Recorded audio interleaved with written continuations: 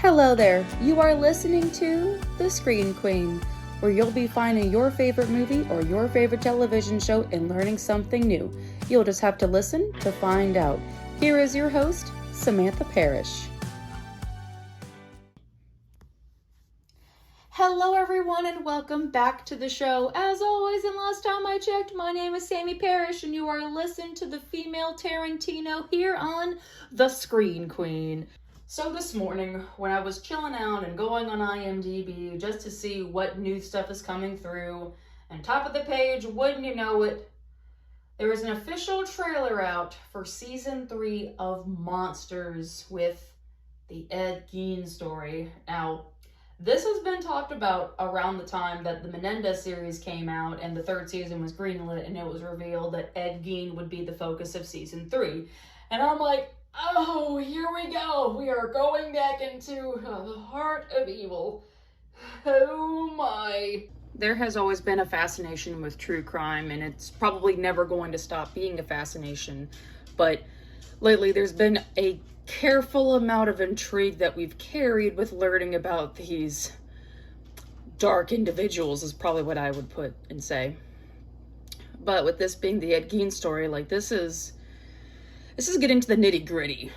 And I couldn't help but see that there was a bit of a pattern showing here, or maybe it's just me, that the first season was the Jeffrey Dahmer story, which was absolutely dark, and then the Menendez series, still very much dark, but in a different direction, since it's played the line between innocence and guilt was the whole premise of its season. And now we're just back in the same dark territory. It's like the way American Horror Story is depicted with its odd and even-numbered seasons, and maybe that's just me, but I couldn't help but notice that, since this is the placement that happens. I've mentioned Ed Gein briefly on the show before when I covered The Silence of the Lambs, so that was my first introduction into knowing who he was, and then seeing how he's influenced many other horror movie villains. And the fact that the poster has to declare that, I mean, it is like basically saying, are you sure you want to see the true story of these fictional villains, of where they came from? Ed Gein is pretty much the reason why we have a good chunk of our villains. Like, you could throw a dart and find that Ed Gein has been the inspiration for any killer at all. That's why it flat out says in the trailer, before Psycho, before the Texas Chainsaw Massacre, and before the Silence of the Lambs, there was Ed Gein. And like many characters that are derived from reality, most of our villains are derived from a real person, and Ed Gein just happens to be that guy that has all the connections to him. It's insane. In a way, I don't endorse it because then it keeps someone's name alive. But in this case, if you have to see the very evil being created and what it looks like, if you had to take notes from someone with a very unhinged mind state, it would be Ed Gein. There's a lot to work from there. The fact that most of our villains and their ranges, like Hannibal Lecter, is a little bit more on the sophisticated side, but still shares some counterparts with Ed Gein. Very much not like his counterpart, but only sharing the skin thing. Same thing with Leatherface having a part of, more like a huge part of it. It's also the reason why I vehemently refuse to watch Texas Chainsaw Massacre. If you tell me that there is furniture made out of people, no, thank you. I will not collect $200. I will not pass go. I'm good. Psycho, I've seen in its entirety, but I would have never known in a million years that Ed Gein had a connection to it if it didn't say that there was the whole relationship with his mother. But then you put all of those three films together and go, yep, that makes sense. You had to take a cue out of what Unhinged is. There's just parts of his unhingedness that went into all of these different horror stories. And now we get to see the actual one. There's always been a fascination with true crime. I mean, that's why we're here in the first place. And I'd like to think that there's more of an adapted mindset going into a third season of a show that has established itself that this is a dark part of humanity where you're going to learn things that you may have not wanted to know in the first place. And for a while, when there was a big fascination of true crime, oftentimes there was a bit of an endorsement to have to go through what these people did. And of course, the victims and their stories doesn't get the truest adaptation, and it becomes a further injustice to an injustice. Opening any door to a killer, it invites all of these different variables, and it's a fine line to walk with true crime adaptation stories. We have to kind of remember that this is a real thing that happened, and it's going to be treated like a piece of media that might have some fictional ties to it. Some things might not be as true as we think it is, and now there's a bit of a lighter tread going into these series to know what we're in for. But one thing that I did see in this series that has kind of blown my mind was its casting choices.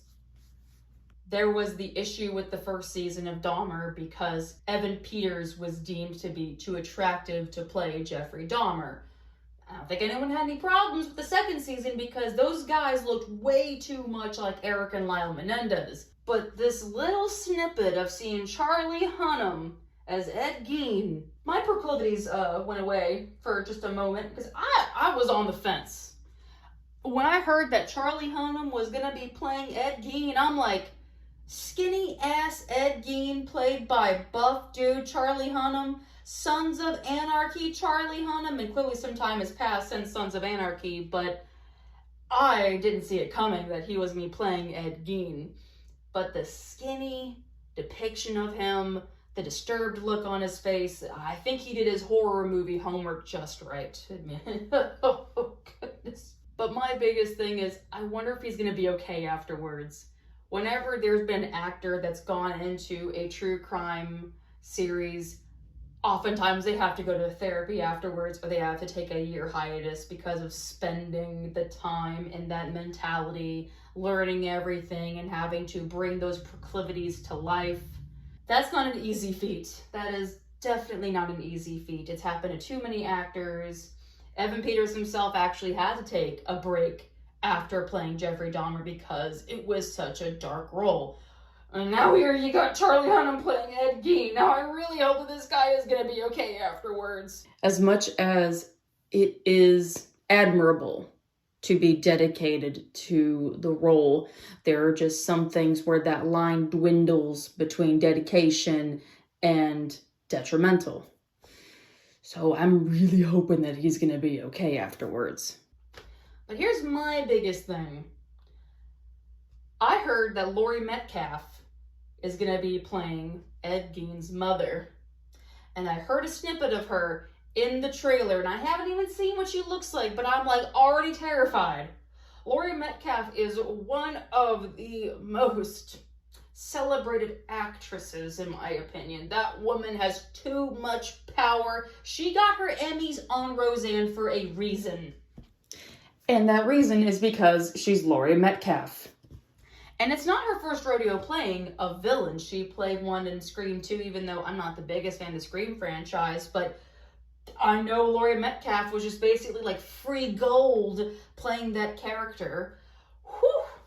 And knowing that she's going to be playing Ed Gein's mother, I'm intrigued, but I'm also not prepared. It's not the first time that there's been, a favorite actor or actress that's done an evil character, but this could be one of the greatest things, or it could just get a shit out of us. I think it's going to be both. That woman is too good at what she does, and knowing she'll be playing what basically is the reason why Norman Bates' mother was in the basement, and knowing that's kind of basically her, whew, man, it's going to be an uneasy sea going into Ed Gein's story, and I'm looking forward to seeing how it's going to teach what has happened, why he's here, how is the story going to progress, where are we going to start. I mean, clearly from the trailer, we do see what we've known of what he's done to various people and using them to decorate houses. It's like, oh, we have to work our way there and then get there and then see it. It's not going to be pretty, but it is going to be the truth.